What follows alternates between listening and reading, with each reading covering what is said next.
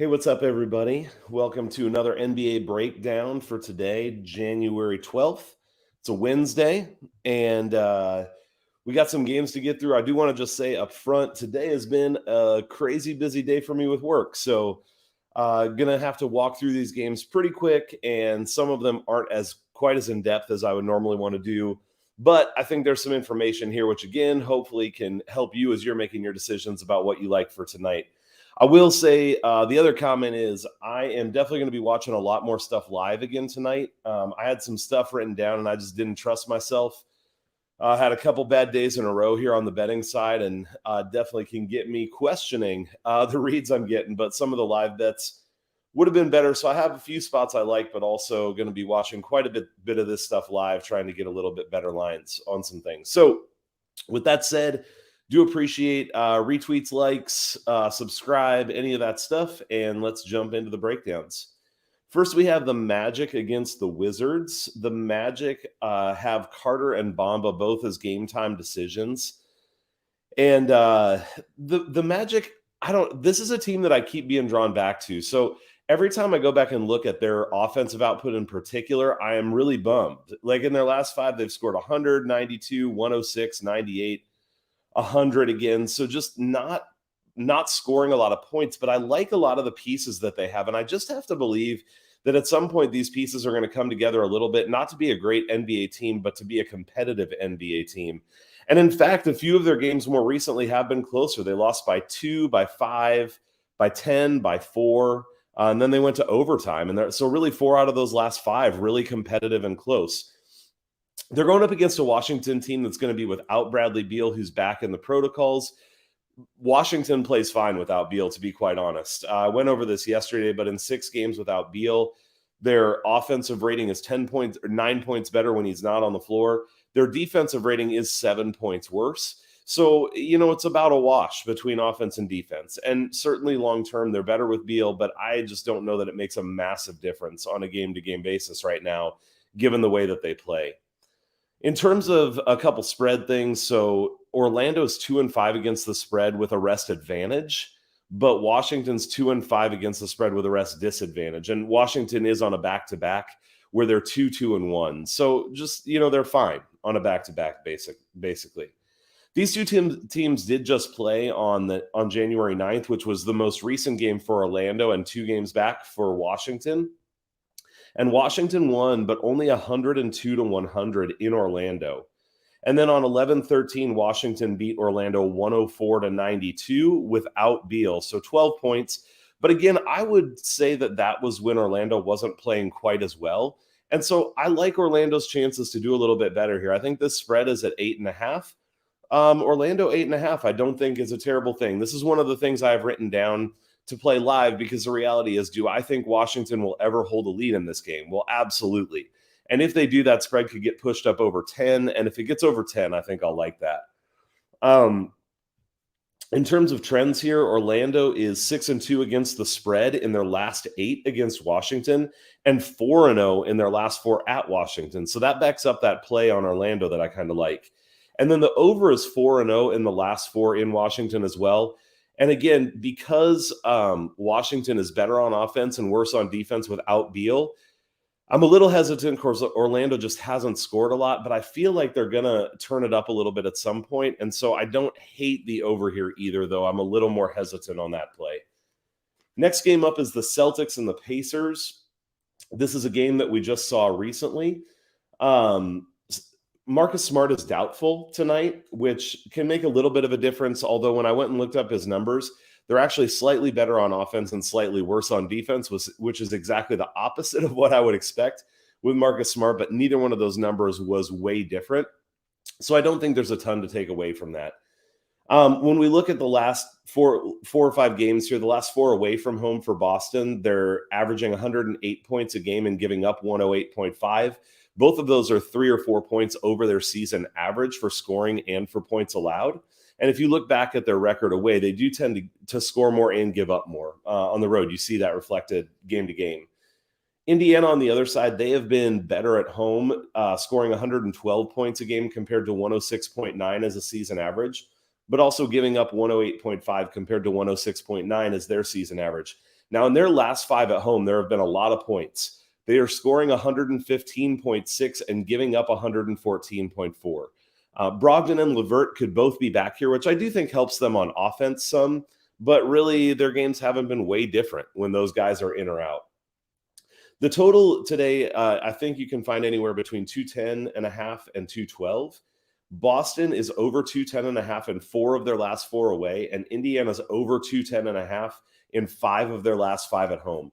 So this is a spot where I do like the over, and here's the other reason. Reading about these teams, both of them have not felt good about how they're playing, and Boston is really placing an emphasis on offense. They know that has been their downfall, and that doesn't mean they can flip a switch and just be great on offense automatically. But it does mean when you start to bring more attention to a specific end of the floor, it can yield at least some moderate results.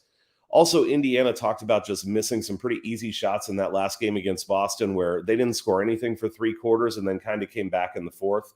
So I expect them to have a better offensive game today. Also, with the trends, the over is 5-2 in the last 7 between these two teams, and it's 4-1 in the last 5 that are played in Indiana. So I like the over in this game tonight. And I actually do lean toward Indiana too. I think they're going to come back and play better in this game, but less confident on that than the total. Next game up is the Hornets and the 76ers. We have Kelly Oubre out, and then Curry is a game time decision for Philadelphia. Charlotte in their last 5 has actually not been scoring the way you think of Charlotte scoring. They did score 140 and 121, but they also have a 103, 114, and a 99. Just way lower than I would expect from Charlotte. This is a team kind of the opposite of Boston, where they've been talking a lot about how to get better on the defensive end. And I think maybe that's showing a little bit. You know, in those games where they didn't score much, they also only gave up 99, 106, 111 in their last 3. They did give up more in the 2 before that, but I think maybe some of this attention on the defensive end is starting to bring the numbers back down to earth. They're giving up 118.25 points per game on the road this year, and I would expect that to regress back a little. I mean, they're never going to be a great defensive team, but that's just a huge number. Philadelphia, on the other hand, was a really great defensive team, and lately they've been doing better offensively. So they've really only had 3 games at home since Christmas, and in those 3, they've scored 119, 133, and 117, while still only giving up 100, 113, and 96. So their defense has continued to be relatively solid, while their offense has really kicked it up a notch. This is a team that we all expected to be at the top of the Eastern Conference. I don't mean like the very top, but near the top, contending in the East. And for a while, they didn't look like it at all. But I think they're rounding into form here. And this spread's a little bit wider than I would like. I think it's Philadelphia -5.5, but I do like Philadelphia to win this game. And this is another one that I'm going to be watching live. These teams have played twice this year. Philadelphia won both of those games. They were both in Charlotte, 110, 106, and 127, 124. So they were both close. I do like where Philadelphia is at, a little better than Charlotte right now, though they're both playing pretty well, and this should be a really fun game to watch. The other thing, and I'd have to defer to the guys that are much more adept at the props than I am.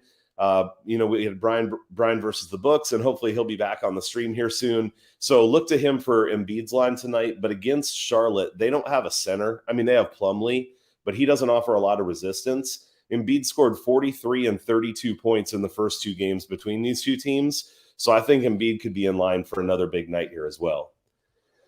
Next game up is the Heat and the Hawks. Miami's been playing well, and Atlanta has been playing atrocious. Atlanta's been on the road for 6 in a row, but they are back home now, and maybe that can give them a little bit of life. The other thing that's going to give them some life is Hunter, Reddish, and Capella are all game time decisions. We'll talk about all 3 of them, but I think Hunter and Reddish in particular, they just really need these wings, especially on defense. I mean, their defense has been utterly horrendous here lately. They did play a low-scoring game with the Clippers, but other than that, I mean, 134, 136, 118, 131, just hemorrhaging on defense. And if they can get those wings back, I think it makes a huge difference. So in this game, part of the reason I won't be betting it pregame is I think the outcome is likely to be different depending on whether those 2 guys play or not, or at least one of them. Miami, sort of like Atlanta was, they're on the last game of a 6-game road trip here, getting ready to head home, and then they'll actually play Atlanta in Miami. They have been playing pretty well, scored 123, 115, 113, 120, over 110 in 4 out of their last 5. Playing okay on defense, though they have given up 110 or more in 3 out of the last 5, but been playing more pace-up games with a lot of points, and Atlanta's been doing the same. Miami's just been okay on defense in their last 10, kind of up and down. And their recent success on offense has really come down to 3-point shooting. So they've shot 40% or better in 5 of their last 7. And in those 5 games, they're 4-1, averaging 117 points a game. In the other 2, they're 1-1 and only averaged 103 points a game. I don't know. Miami's a good 3-point shooting team, and they're hot right now. So, of course, they could shoot over 40% again. But I'm not sure that it's going to happen. And this is where I think those 2 wings playing makes a big difference. Atlanta's allowing 35.2% from 3-point range to opponents at home. They have allowed over 40 in 3 of their last 4 games, but I talked about how bad they've been on defense recently. When Capella plays, they allow 36.1 without him, 29.9. So I wonder if that's that he has a hard time getting out to cover the 3-point line. So they're actually better in limiting threes with him out. But Reddish and Hunter, and Reddish in particular, they allow 35% from 3 with him in, 41% with him out. Hunter, it's 35 and 36. So if these wings can be in, I think it allows them to slow Miami's 3-pointers down, and then I would lean toward Atlanta. If those guys are not in, I would lean toward the over because I think both of these teams will be able to score. Although I do look for Miami to potentially have a little bit of a letdown at the end of this road trip before they head home. Looking at trends, the other thing that would, lean toward some of what I was saying is there are strong over trends for Miami and Atlanta, and Miami's 1-4 against the spread in their last 5 at Atlanta. So they have not fared well going there. I think this could be, one of those buy low spots. Atlanta's looked so bad, and Miami's looked pretty good. And so I think that's probably reflected in the spread a little bit today. Next game up is Dallas and the Knicks. Dallas started out -1.5. It looked like they were -2 or -2.5 now. Dallas has just been absolutely filthy on defense lately. They've allowed under 100 points in 6 of 7 games and under 90 in 3 out of the last 7. When you look at their defensive rating, it's 108 or less in 7 straight, but under 100 in 3 out of the last 7. That's just phenomenal defense. They have been way more inconsistent on offense, though. And so I think it's a little bit harder to trust them, especially without Porzingis. Their offensive numbers go way up when he plays, and it looks like he won't be playing here again tonight. The Knicks, on the other hand, have just been bad. The only question is, how are they going to be bad? Will they be bad because they can't score, or will they be bad because they can't stop anybody? Because it's really one of those two pretty much all the time. They've scored under 100 points in 4 out of the last 7 and under 90 in 2 out of their last 7. They've allowed under 100 in 7 of 8. I got to double check that number. That seems super low, but they've allowed under, I think that's right, and under 90 in 3 out of their last 8. So they've played pretty good on defense here recently, but the offense has been very inconsistent. So this was the interesting thing. This is why I got switched up a little bit in terms of their points allowed. It's their defensive rating. So in their last 9 games, 4 times their defensive rating has been under 100, which is, competing with Dallas, which is amazing. But in 3 of the last 9, their defensive rating has been over 118, which is pretty atrocious. So just really up and down. I do think this is going to be a really slow game. So Dallas's pace has been under 100 in 7 out of 8 and under 95 in 5 out of the last 8. The Knicks haven't played a game over 100 pace since November 12th. They've been under 95 in 7 of their last 10 games and under 90 in 3 of their last 10. And those under 90 games, 3 of those were in their last 4. So these are both 2 teams just playing super slow. Dallas is playing phenomenal defense. The Knicks are sometimes playing phenomenal defense. And neither of them have too much to offer on offense most of the time, especially with Porzingis out. Looking at trends, good against the spread trends for Dallas, bad ones for New York. Strong under trends for Dallas and a little bit to the under for New York. And then in this matchup, Dallas is 5-2 in their last 7 at the Knicks.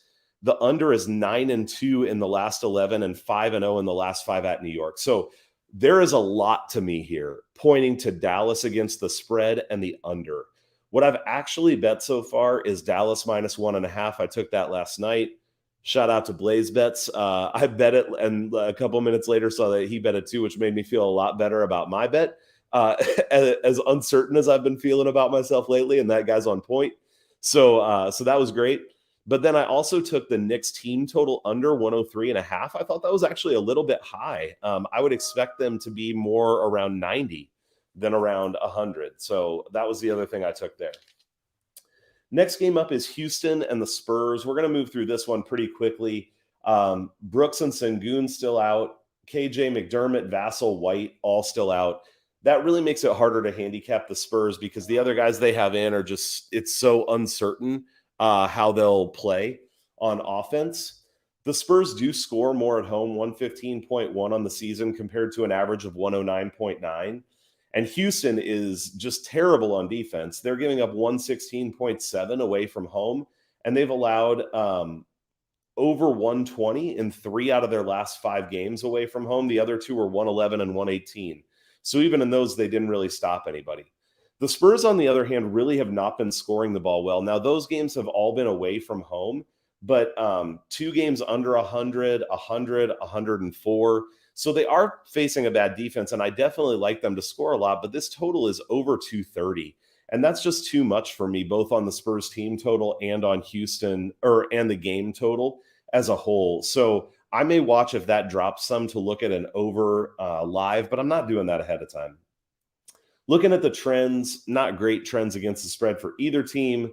There are strong over trends when you look at each team individually. But then the under is 6-2 in the last 8 between these two teams, 2-5 in the last 7 at the Spurs. And Houston's 1-5-1 against the spread in their last 7 against the Spurs. So if the Spurs were healthy here, I would definitely lean toward them and probably be all over them.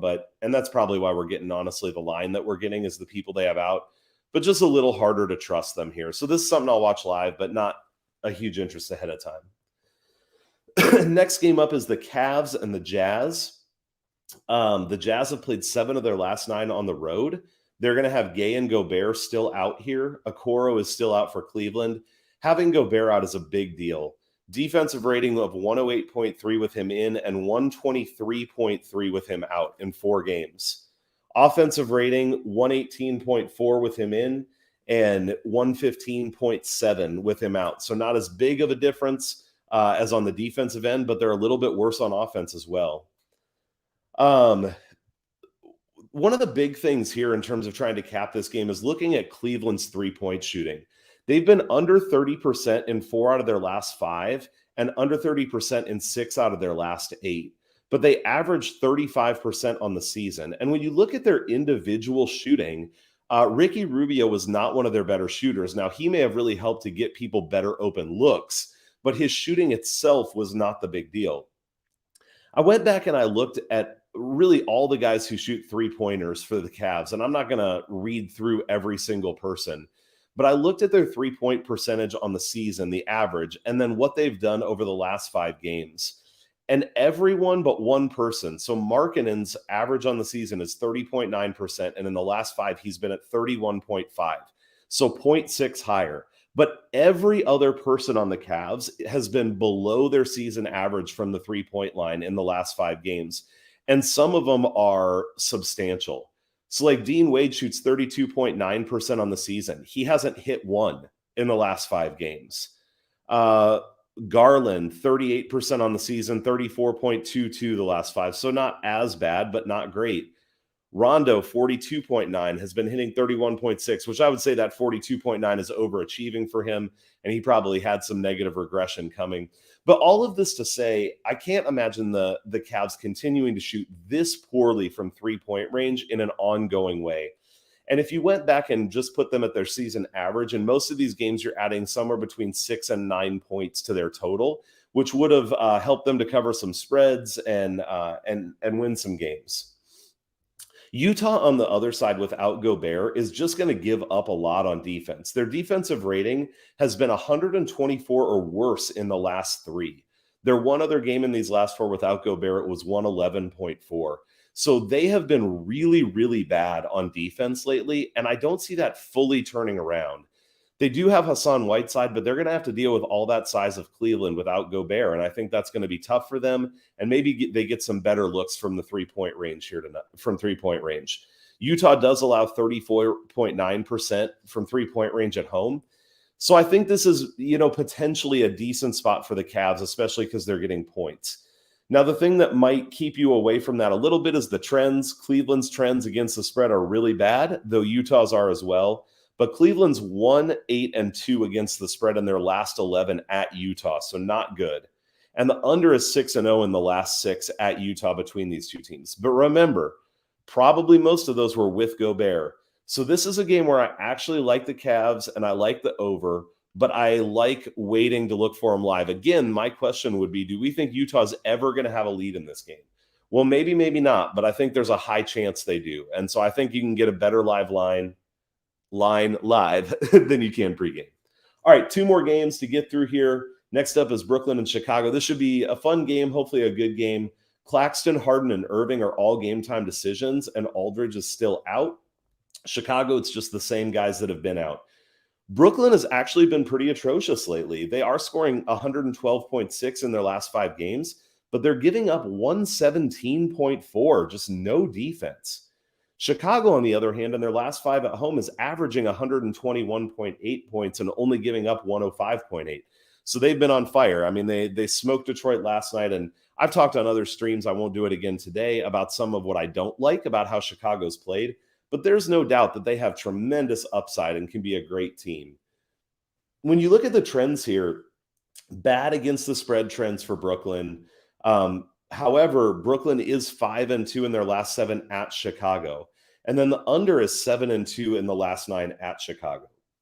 So not a ton to break down here. I think what it comes down to is the fact that Brooklyn hasn't been playing good on defense. And especially if Kyrie's playing, he doesn't help them a lot on defense. He helps them on offense. Where Chicago has so many weapons that if it comes down to Chicago versus Durant, I think you have to favor Chicago, especially with them playing at home. And so this total is too high for me to get involved where it currently stands because I can't trust, especially the Nets, to score enough points. They can, but I can't trust them to do it. So I'm not really interested in either side of the total. I am a little bit interested in Chicago against the spread, and that's what I'm going to keep thinking about. All right, last game of the day. Get this last one knocked out, and that's the Lakers against the Kings. The Lakers have been playing well, so I have to come and say I was wrong about the Lakers. Before they played Memphis, I said I was not buying into their scoring recently. They had a super soft schedule, and I just thought it was smoke and mirrors. However, even though they lost to Memphis, they went out and they put up 119 points, which is more than the Warriors could do. And don't get me wrong, I love the Warriors. They're going to come around. But just saying, the Lakers are on a little bit of an offensive roll here, and I think they've gotten enough people healthy that they're finding a little bit of a groove and playing pretty well. And they're going up against a Sacramento team that's just really bad on defense is what it comes down to. They do play in some low-scoring games now and then, but it's more just because the game gets slowed down and they're so terrible and then another team is terrible than that they actually play good defense. Sacramento's giving up 111 points a game at home. The Lakers score 109.6 on the road. The Lakers do give up 111 on the road, and Sacramento averages 107.3, but in their last 5 at home, 3 of those were 95, 96, and 102. Then they had a 108 and a 115. So, I mean, okay, but really it's just that one game where they got 115 where they scored well at all. Sacramento's 3-7 against the spread when they have a rest disadvantage, which they'll have tonight. This is their 4th game in 6 days, and the Lakers had 2 days off before this one.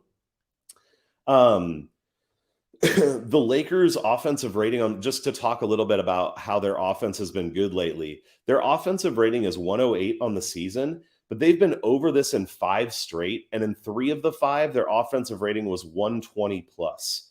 So this is a spot where I think Sacramento once in a while shows up and plays a good game. The Lakers could lay an egg. That's the way it goes every day in the NBA, right?